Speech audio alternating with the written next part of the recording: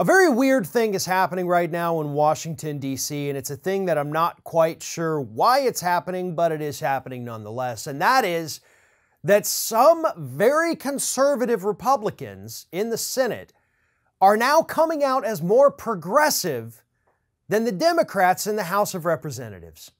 Here's where it all began. Last Friday, Nancy Pelosi worked on this compromise coronavirus response bill with Treasury Secretary Steve Mnuchin, by the way. The two of them cooked this up themselves. And it doesn't do a whole heck of a lot to help American citizens. You know, it excludes about 80% of the country from any kind of paid sick leave. So right off the bat, it's a failure. If you're not going to include 100% of people in this, it's a failure. And Pelosi still thought, hey, well, it's a good thing. And so you had Tom Cotton go on Fox News yesterday where he criticized Pelosi for not doing enough to help the American public, saying that her bill does not go far enough. It does not help enough people.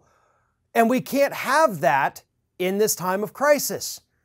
I mean, you got Tom Cotton out there talking like Bernie Sanders. And Tom Cotton is the guy who very likely committed treason by telling Iran's leaders to pull themselves out of the nuclear agreement that Barack Obama had created many years ago. And even he understands that at a time like this, you have to help out the American public. And Pelosi would rather work with Steve Mnuchin than help the public.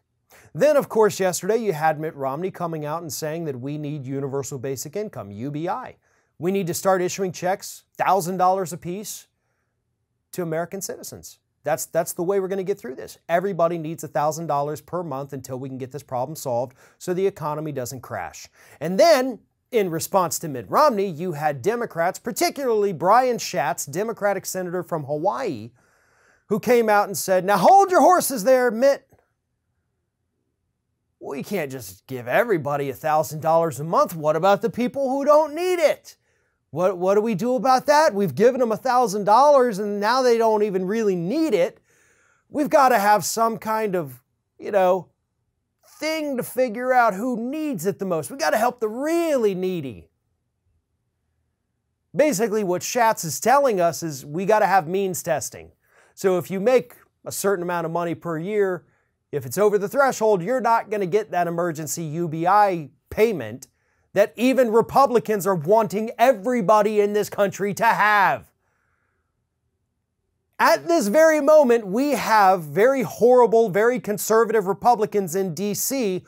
who are coming out as far more progressive than the actual Democrats in D.C. Everything is a little topsy-turvy right now. Everybody's a little bit on edge. And yet, it almost pains me to say this, Republicans are having better ideas about how to fix the public, how to protect the public, than the Democrats. Now, let's not give all praise to Republicans, right? Because they are holding up several relief bills currently in the Senate. They don't want that to happen. You had Louis Gohmert yesterday single-handedly block a bill in the House. So no, Republicans are not the heroes here.